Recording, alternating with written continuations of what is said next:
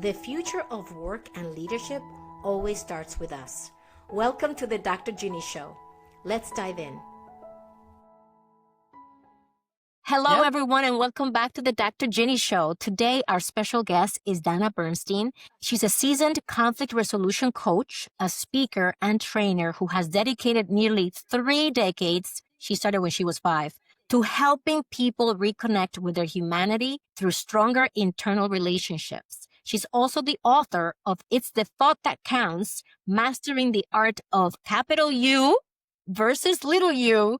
And we're both involved with the ICF. And we just connected because I had a question. And someone else, Kelly, the president, said, why don't you connect with Dana and find out about the question that I had? And I did. And what was it in your life that was so pivotal? And what is the impact that this knowledge has on the audience listening to us? It was never in the plan to write a book. I got bored one day and I had a client ask me a question, do you have these exercises in writing? And I'm like, no, not really. And then I talked to another friend of mine and she said, what's going on? I said, I think I'm a little bored. I'm going a little too wide in my life. I need to go deeper into something. I need to get creative. I need to have some fun. And then I started writing. It's how I used to teach conflict resolution. It's how I coach. That internal conflict is the thing that drives the external conflict. So when we have that self-command and we know our thoughts and which ones are in the steering, in the driver's seat, we could say, oh, move over or go sit in the trunk. We don't need you. In the coaching world, we use this limiting beliefs, the shadow, and those are the ones that you are referring to as you with the little u. As a senior leader, we often appear confident externally, but internally, many of us are facing so much self-doubt. So from your perspective, what are the most common ways that the little you shows up in a leader's day-to-day, and how can leaders begin to recognize it in real time? There's a pause, ponder, and pivot method that we have going in the book, right? And when you identify that, the internal you, the big you and the little you and who's talking, it shows up in your body. We feel it before we could think it. So we want to pay attention to like, how are we feeling right now? Are we feeling this way or this way? And that's where you put the pause on and then just sit with yourself for a minute and then ponder what you're thinking, because it's usually that internal identity that is getting impacted somehow. Right? Maybe your trigger, the one I'm not statement, I'm not good enough, smart enough. That's the thing that's loudest. That's the inner critic. Maybe it's your values getting crossed and then you're angry about something. Or maybe you just were not being yourself because you just couldn't. Something was going on and you're acting as a shell of yourself. So that internal identity needs to be thought about. And then once you ponder who's the driver's seat, then you can ponder and pivot back to your best self. It's an easy process, but it takes practice. One of the things that I want to make sure that our audience understands clearly is if they pay attention to this conversation, what are they going to walk away with? What are the tools they're going to learn? Hopefully a sense of who they are as a person. It's never the external that's the issue. It's always you thinking that something is going on. You're making up that story. It's that widely held belief of, oh, if I was only smart enough, then I could do this thing, or this person disrespected me, but maybe they hit your disrespected value. It's choosing how to look at things with another eye.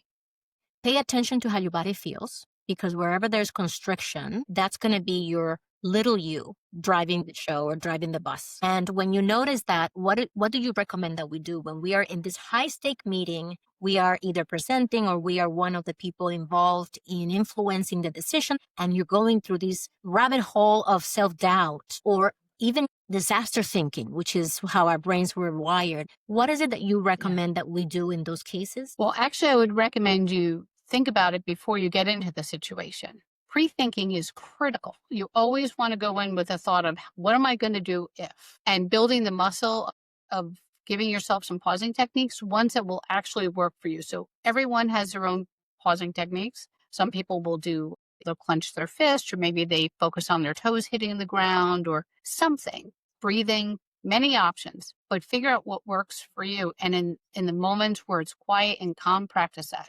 So when you're in a high stakes situation, you could then deploy that with some more ease. You don't want to practice lifting a 100-pound weight the first time at the gym. What am I preparing? Your thoughts, your mindset. How do I want to show up? What happens if this goes awry? What am I going to do to calm myself down? So you want to prepare as much as possible before going into anything that's high stakes. And then based on what happens in the meeting, you're going to pull from your strategy plan depending on what's relevant. Exactly. Exactly.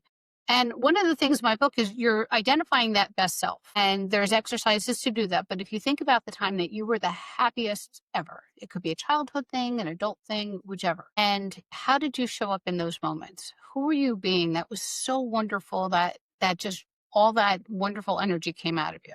That's the person that you want to identify. Then use that person in those difficult moments. For me, my internal self is community, passion, laughter, and peace. And when I'm in those difficult conversations, or what could be, I'll put on community.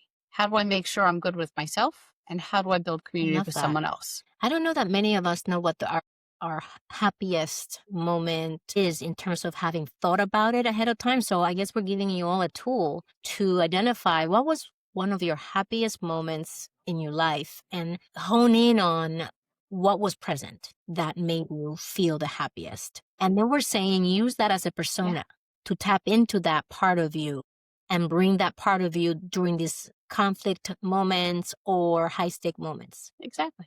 And it's actually not a persona as much as it is your real self without all the jackets of worry and this and all the stuff that doesn't belong to you.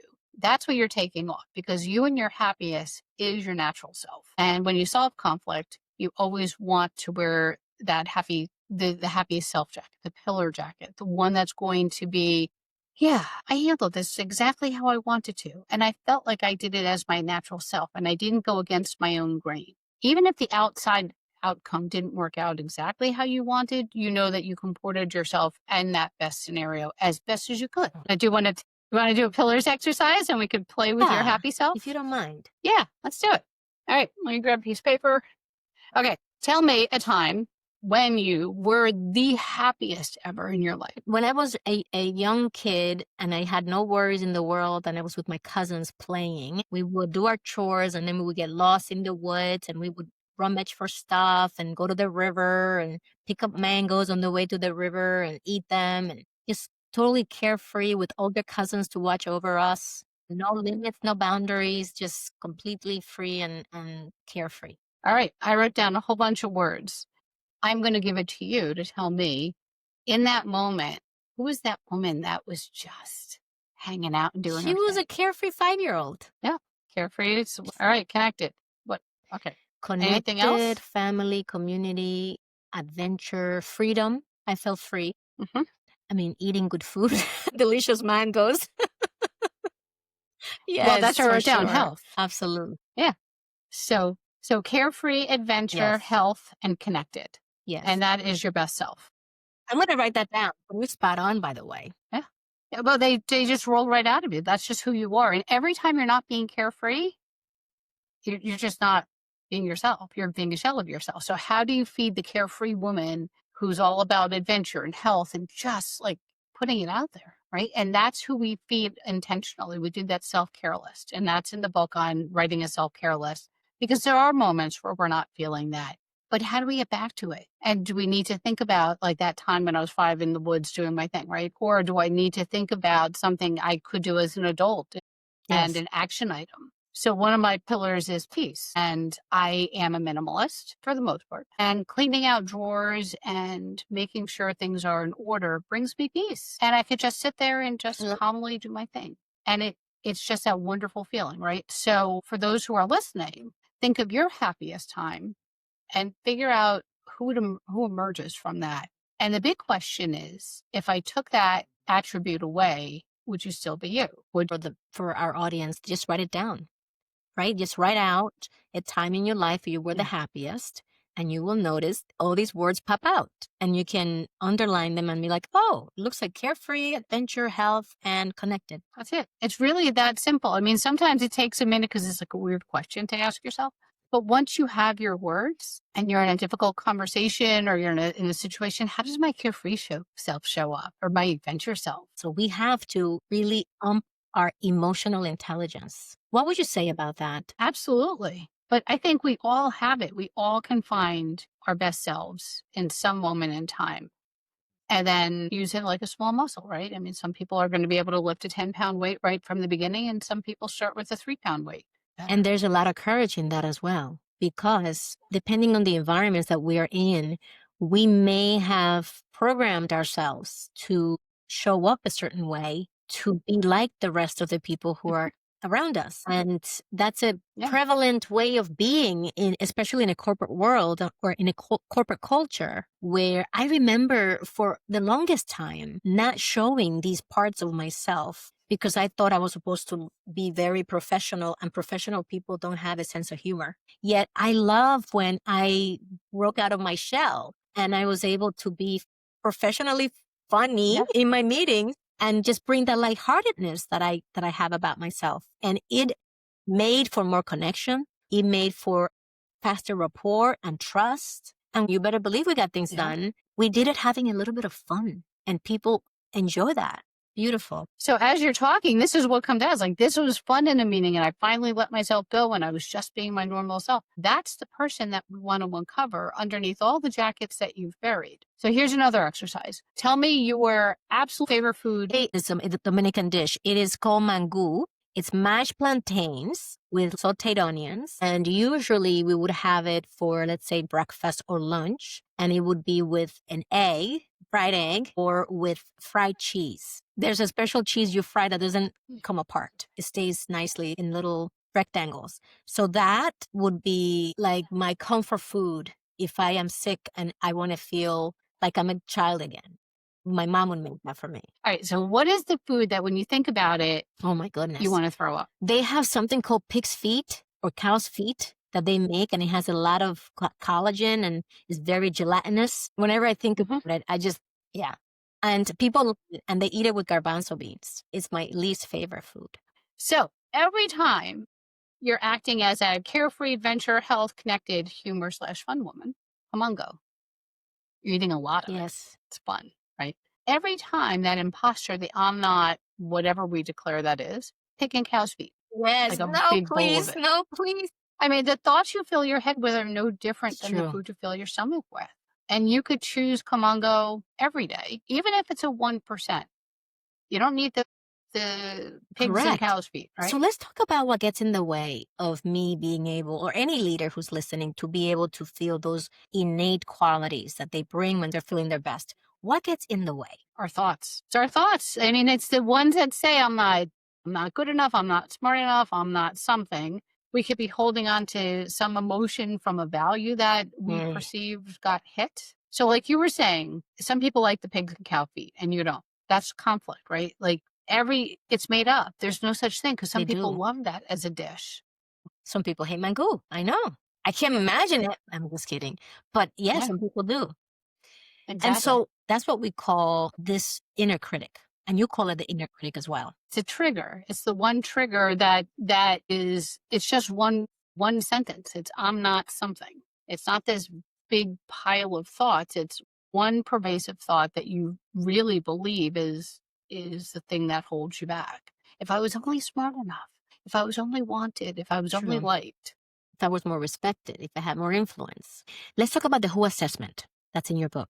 How can they use the who assessment in your book in mastering the you versus the little you framework, which should help us to adapt and be more resilient, as we have been discussing? You use it as that grounding tool. Really, everything that you are, your values, which are those lines in the sand, the pillars that we just did, what you want to feel every day, and the trigger that stops you, that's the grounding mechanism. Life is always going to be moving. There's always something happening. That's outside stuff.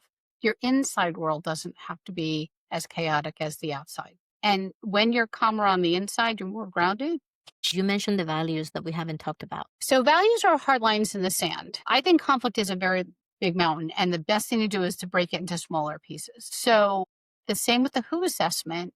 Each idea, each part of the who assessment brings a different emotion. So your pillars are just the wonderful pieces about you. And you don't care if anyone else has adventure or carefree. Those are like your words that make you, you. Your values, on the other hand, are still a part of you, but it makes you mad, frustrated, angry, upset. Pick a word that when they're crossed, you're going to have an issue. So if respect was a value, every time you feel disrespected, trigger.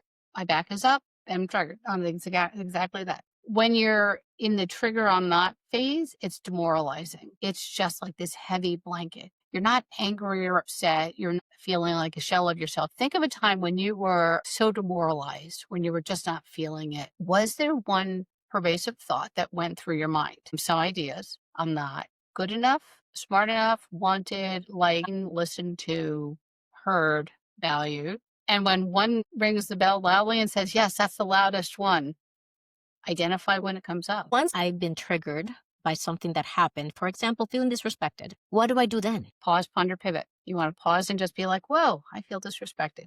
Let me just sit in the moment and let me give my emotions time, because you can't just tell emotions to go away. It's not realistic. Ponder what you're thinking. Was this person really disrespecting me? Can I use another value to lead the way? Because if I keep on thinking this person disrespected me, I'm never going to get out of conflict. Can I dial up my best self and bring levity with my carefree, fun adventure girl, right?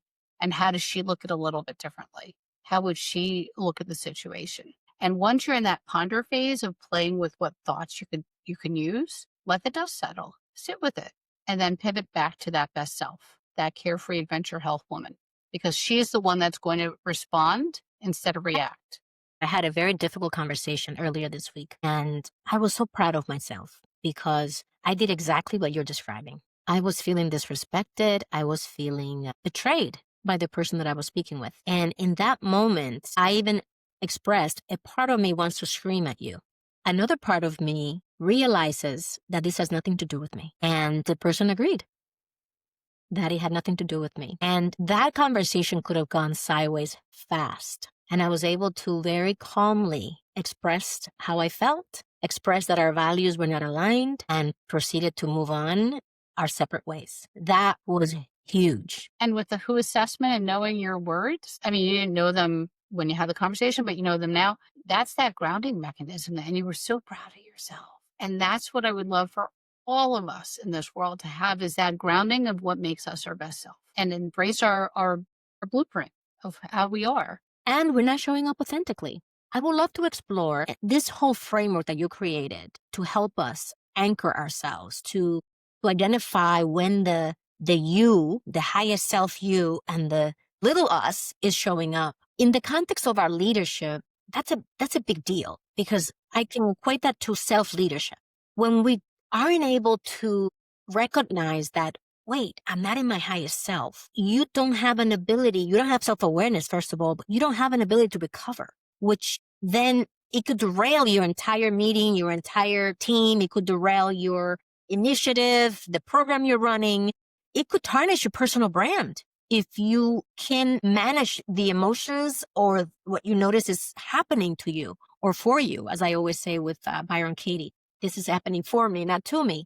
So as a leader, what I really love about your framework is that it's a way for us to manage, recognizing our strengths, recognizing what brings us alive. And when we're not in that state, and then how to bring ourselves back, which is so empowering. It gives us agency. Absolutely. And you could pause at any moment. I mean, the pause, ponder, pivot thing, you could do I need to take a bio break.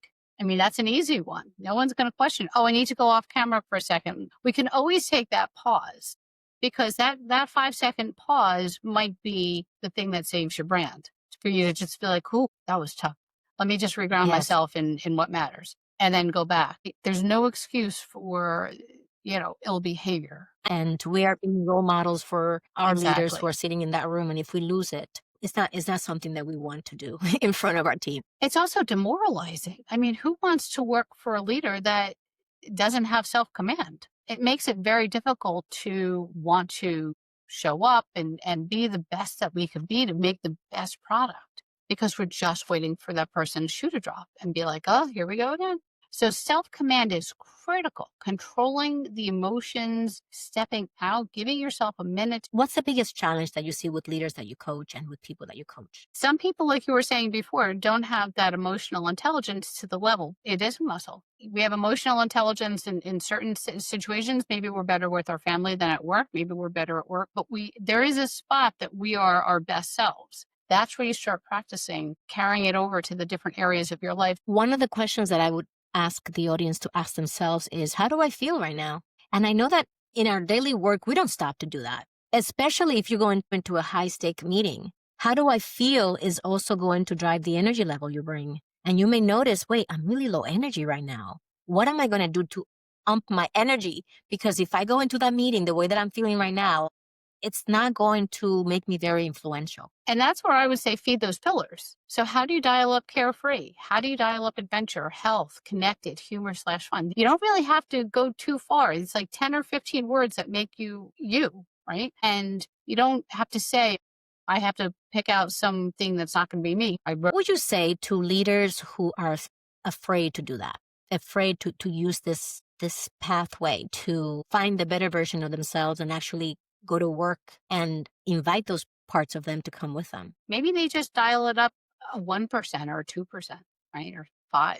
You don't have to, if I showed up at work as my level 10 self, I don't think that would go over as well. So there's a certain level. And if you're not comfortable at mid-range, then just start small. Introduce a little, I mean, you said humor, fun, right? That was you. Introduce a little humor, fun into the situation. See how it feels. If it feels right, do it again. If that feels right, then start on a path. But you're not going to know until you try. The other option is just eating the food that you hate all the time. And if I were to buy the book, Mastering the Art of You versus You, what journey would you take me through? Well, we're going to talk about conflict being a construct in your mind. And that's how it starts. But then we start with the last chapter first, which is a little odd, but you always start with the end in mind. You want to identify who you are as that best self. And then we're going to template that self through all the chapters. So you identify your values, your pillars, your ideal emotion, and what stops you. And then you go into a something happened chapter. And whoa, that something happened was heavy. Something happened and you were not happy In my about case, it. it would be my divorce happened.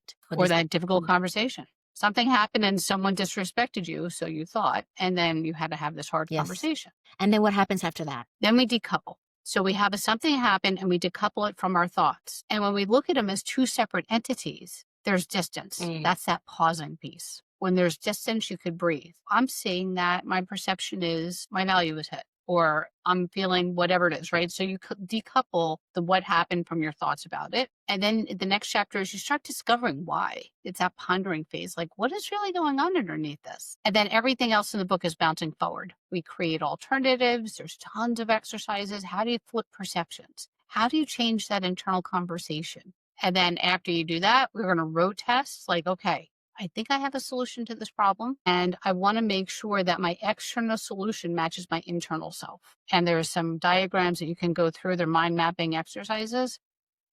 And then the last chapter is how do you choose you all the time? What does that look like, choosing you? Just eating your favorite food, making sure that you're in alignment. Even if it's a 1% alignment, it's better than a 0% alignment. So just making sure you're grounded in what matters and the thoughts that count, and realizing that the external is just the external. So this is really about living with purpose and being present to yourself and your life.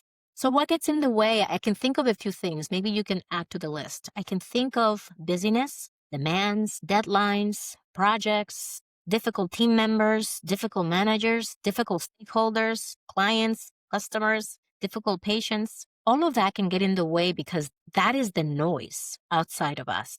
And what I'm hearing you say is that when you take this approach in mastering the art of you versus you, little you, is that you give yourself the agency to be the leader of yourself by noticing when you go into this little you, and to almost quiet down the noise by falling back into your pillars, falling back into your values. And because you've already done the homework, you will have tools you can apply in the moment to get yourself out of whatever hole you're in.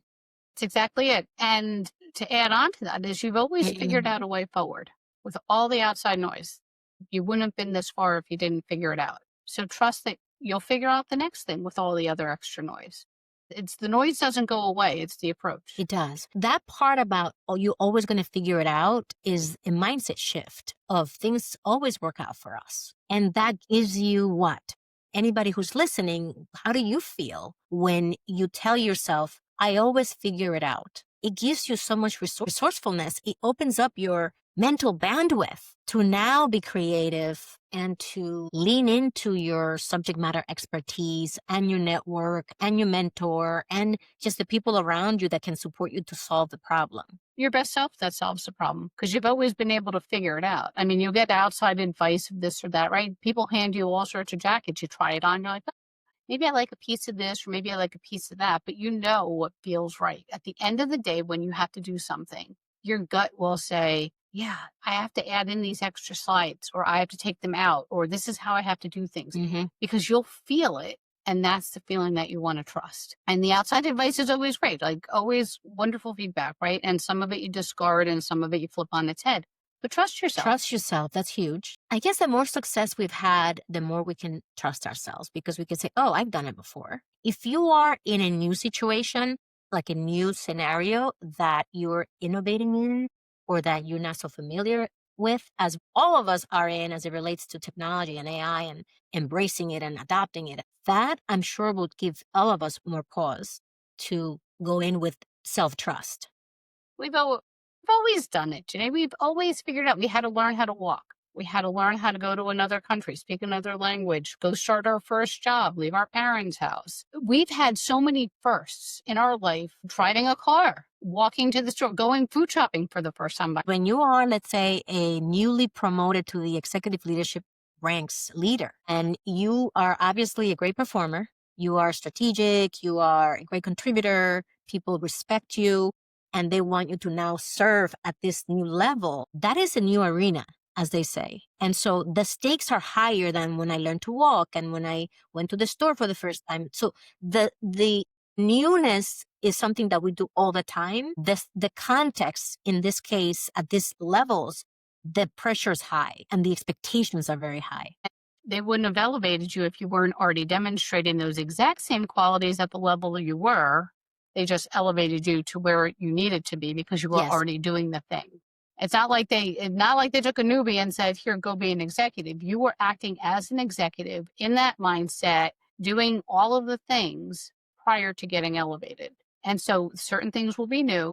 When you have a coach who's supporting you through the process and who can help you see your blind spots and who can help you come up with the different scenarios that you're going to prepare for as you go into a particular conversation. For the clients that I work with, it also helps you become more self-aware about the little you parts that are coming out that you may never have played with before. And now a coach who's a professional who is trained to do this can support you in identifying those little yous and helping you get to the point where you can self-manage them and lead them through whatever that conversation is going to be. So that's what I see the value of me having a coach and the value that I see of people at that level hiring people like you and like me to be their coach. So I just wanted to highlight that because sometimes we tend to think that because I'm really smart, that's why I'm here, that I can give myself a good haircut. And I always joke that you could, if I bust my hair, I could give myself a good haircut. But if I wanted to do this haircut, I couldn't do it myself. And that's why we partnered. But it's always the client understanding who they are on the inside and then having them deploy that inside. Some people say, Ginny, I don't know what it's like to work with a coach or, what is the value of working with a coach? The people who've done it love it. And they say, I always have a coach in my back pocket. And the people who've never tried it, they're saying, I don't get it. Like, what's the hype? And what I say to them is one of the biggest objections is I don't just want to sit there and talk. I want to get results. I'm always humbled by those questions. Like, what is the coaching all about? Am I just going to sit there? I already have a psychologist. I don't need another one. And I always say, we are going to co-create. I'm going to guide you through sets of questions that will help you get more clarity, identify your challenges, identify the strategies that you can apply to overcome those challenges. And you're going to go back and you're going to practice. And you're going to come back and say, that worked incredibly well, or actually it didn't work so well. Can we try something else? And it expedites everything. I'm here to help to set them up for success. And when you have a newly formed ELT, an executive leadership team, when you have a new role that you haven't had before, I believe we need to retool at that level. It's like we need to acclimate. It's like we're climbing a mountain. And then we have to stop and we have to acclimate to the oxygen level at that level. And then you keep climbing and then you stop and acclimate again. And part of that acclimation, I believe, is the support that you can receive and that you can provide to your team for them to be successful in this new role. And so that everybody can see the outcomes and realize the vision that you have for the team. And I help people find that internal identity and then help them deploy that when there's challenges, always as that natural self, no matter what their level, executive level, individual contributor, but really just grounding themselves in what makes them wonderful. I am so grateful that you've been able to share with us what's in your book, Mastering the Art of You versus You, and so much more. And let's do a lightning round. What advice would you give to your younger self? Younger self would tell my me now, just keep having fun and just adventure and play. And what about if you had unlimited resources? What initiative will you take on right now? I would probably put this technology of the WHO assessment into like an online An app? kind of a Like course. I would love to have, yeah, I would love to have kids have this. And so imagine all of our kids understanding who they are and appreciating their best self. What would you tell our audience before we say goodbye? Other than go get the book, Mastering the Art of You versus You. Be good to yourself. Be kind to yourself, even in the rough spots, even if you're a new executive, even if you're new at whatever. Just be kind on the journey. Thank you, everyone, for joining us. Thank you, Dana, for joining us. I so appreciated you. First of all, just the fact that we met, the fact that we're here recording this, and you gifting us what you have learned and packaging it in such a beautiful way. So thank you for pouring into us through your book and making such a huge contribution to the world. Thank you for pouring into yourself today and investing and betting on yourself, and for caring enough about your teams to listen and applying the tools and strategies that we share with you every single episode. So we look forward to seeing you at the next one. Until then, live with purpose, live with joy. We'll see you soon. If you enjoyed today's content, I appreciate your review so others can find us, and share it with your friends. And to stay in touch, join our community to receive valuable strategies and expert advice at drginnybaro.com. See you soon.